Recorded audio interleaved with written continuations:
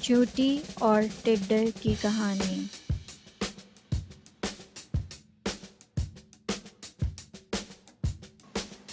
ایک چیونٹی تھی، وہ کہیں جا رہی تھی۔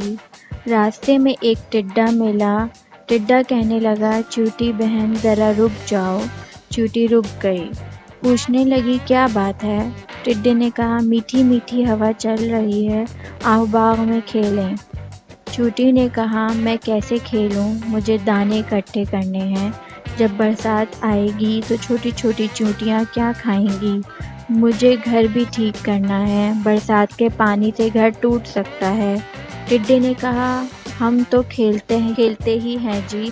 ایک دن بادل آ گئے، بارش ہونے لگی۔ ٹڈا بھیگتا ہوا آیا، چیونٹی کا دروازہ کھٹکھٹا کر کہنے لگا، چیونٹی بہن مجھے بھی اپنے گھر میں تھوڑی سی جگہ دے دو، میں بری طرح بھیگ گیا ہوں۔ جب تک بارش رہے گی اس وقت تک یہاں رہوں گا، پھر چلا جاؤں گا۔